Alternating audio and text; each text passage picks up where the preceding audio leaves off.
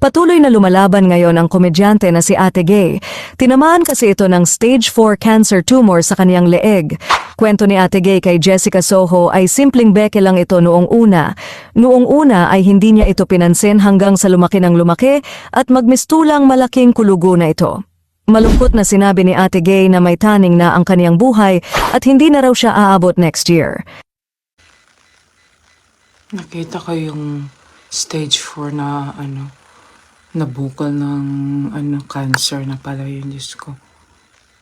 Kaya kailangan ako din. Kailangan, di ba nakikita niyo ko minsan, parang bumubukol ko yung ko pangako. So I will have to get it checked right away. I'm just here at the State of Nevada Division of Welfare and Support Services, DWSS. So I was asked to come back because right now it's already closed. Hi, Han. I really need to go and get my Medicaid also because my lump here, maybe this is already a cyst or tumor or cancer. It's getting bigger and bigger, and lately I was experiencing that it felt like it was gonna explode. It was hurting so much. I might have the same problem as yours. So this really needs an immediate medical attention before it's gonna get worse. Okay mga anak, I'm sure na some of you ay nahalata nyo na may bukol ako dito, kaya kung minsan may mga nagko-comment na parang mayroon daw bukol dito. So na-realize ko talaga na lumalaki. So, I thought before okay lang siya pare kasi hindi naman siya sumasakit, wala naman binibigay na parang discomfort or whatever. Pero lately naramdaman ko na talagang sumasakit na. So I will have to come here, Dignity Health, yun natong pangalan nun. So anyway, I'm going to have it checked. I'm not really sure kung ito ay cyst or tumor or cancer. So hopefully they will determine kung ano yung ang problema, tapos kailangan talagang mabigyan talaga ng attention. So yun ang gagawin ko ngayon. Not really sure if nasaan ang entrance, kung yan ba or doon. Probably punta na lang ako doon sa emergency. So anyway, I just got my Medicaid. Yun ang pinuntahan ko kanina, umaga talaga nakipag-line up ako.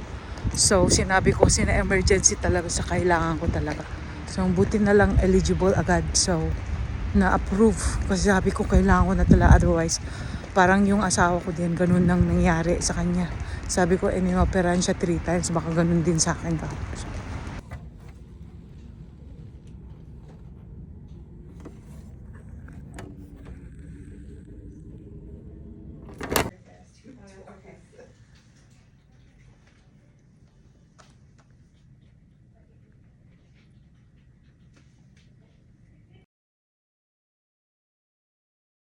Katatapos ko lang mga anak, it's been a long night. It's been a long day, I should say. Ilang oras talaga ako talaga. Ang dami silang ginawa sa akin. Ang daming kinuhang dugo, ang daming proseso, tapos mag-antay, inantok tuloy ako habang isa-isa kaming pinupuntahan kada room. Pero buti sana kung nakalay down ko. Para sana ang sarap ng tulog ko. Mabuti na lang hindi talaga seryoso. Yung lang talaga, konting infection. So madadala pa rin ng ng mga antibiotics ganun. Kala ko magkakaroon na talaga ako ng cancer, cyst o kaya tumor, di ba? Yung parang nangyari sa asawa ko na talagang talagang infection sobra severe. Sa akin lang, mild lang, kaya thank you Lord. Thank you Lord talaga. At least okay ako. Kala ko kanina, oh my goodness, kala ko sobrang seryoso. Buti na lang hindi. So mawawala rin yan by taking some antibiotics. Yun. Sa katakawan ko kasi. Uwi na ako. CVS Pharmacy.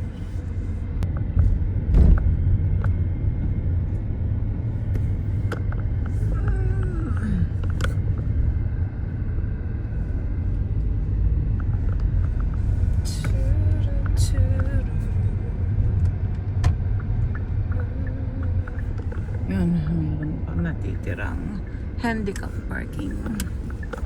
Kasi I'm a handicap. Ayun, saan dyan ang CVS? Okay, I'm right here at the pharmacy or CVS, that's the name of the place. Sana activated na yung aking insurance, medical insurance, kasi hindi siya activated yesterday. So, ngayon, sana makuha ko na para at least may start ko na ang aking medication. So anyway, huwag kayo mag-alala mga anak. Everything is a challenge. Lahat niyan ay talagang tadhana talaga. Lahat ng mga nangyayari sa ating buhay nakatadhana. May challenge, may purpose. Okay? So, ayun, I am sure na in God's guidance and healing, hindi naman niya ako pababayaan, di ba? So, that's also the reason why I am so blessed na nakuha ko agad yung aking insurance coming from the government, kasi usually it takes time. It takes time talaga makakuha talaga, especially if it's something na kailangan libre or whatever because of my situation. So, nakapasa agad. I was able to go to the hospital agad, and then para ipakita kung ano yung bumubukol. Kasi kung wala akong insurance, kasi sobrang mahal yan. Just like last time, I had to pay $1,800.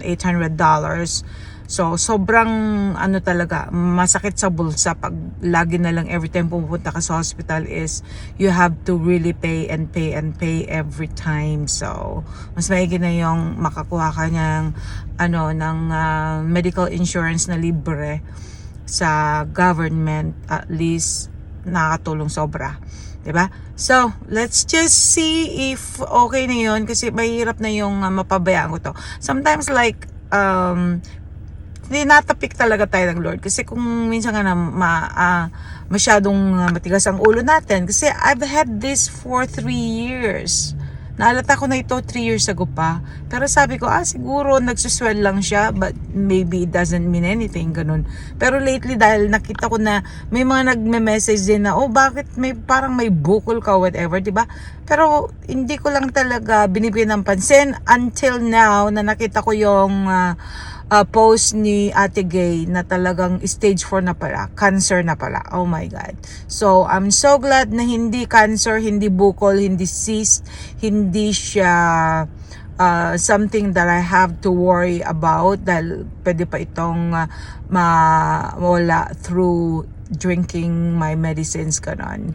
Kasi kung cancer na yan, o kaya tumor, o kaya cyst, mga ganun, kailangan talagang operation, but at this point hindi kinakailangan, dahil ang sa akin ay mild infection lang, at talagang ewan ko ba, it lasted for 2 years, hindi naman siya nagbago ang so yun, mabuti na lang talaga, hindi naman siya sobrang lumaki o whatever. Yung nga lang, nakaka-distract na talaga every time na kaya kung minsan ginaganong ko, diba, para hindi mahalata, pero halata na talaga. At saka nakita nyo na, diba, kaya kung minsan ganun ang nakikita nyo na ganyan yung angle ko. I'm just trying to hide it, pero ngayon hindi ko na pwedeng i-hide kasi in-reveal ko na rin. And thank God at pinost ni Ate Gay yung kanyang yung situation ngayon, and then that really alarmed me na kinakailangan bigyan ko na talaga ng attention. So here it is. I found out na mild infection. So thank you, Lord. At alam ko na ihihil niya. Tinapik lang talaga niya ako para magamit niya ako na, hey, everything has has a price. Siguro dahil I've been very, very undisciplined, kasi kailangan talaga rin kung minsan what you eat, or sometimes kung ano man yung cause naman. Let's just find out kung makikita naman lahat sa internet kung ano yung mga causes ng mga ganyan-ganyan, diba? So, wish me luck na I can get it right away today, my medicines, para at least may start ko na ang pag-take ng aking antibiotics. Alright. Ayun, it looks like okay na yung aking Medicaid. So, hindi naman niya sinabing hindi siya active or whatever. So, I just have to wait kasi i-relabel daw or whatever. So, thank God. At least now, starting now, every time I have to go to doctor, everything's gonna be free, and every time na kailangan ko ng mga prescription drugs, so, lahat ay libre na. So, I'm just so lucky. Ay. Wow, so I got it.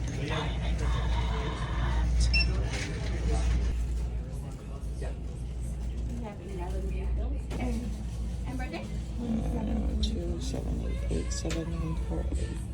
I'm asking now if it looks correct to you. Okay. Ayan ang aking mga reseta. So, isang capsule. Yung isa naman ay tablet. So, kailangan 4 na pesos yan. Tapos, twice a day naman yung tablet. Diyos ko. Pangit pa naman yung ano. Sabay yun.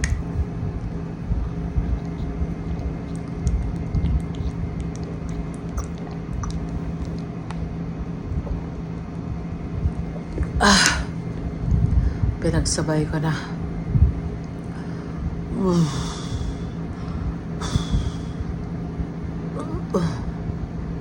Pahinga ko na. Talagang hinang-hina na ako. Antok na ako. Sobra. Halata ka talaga. Mas malaki. Kaya. Ayun.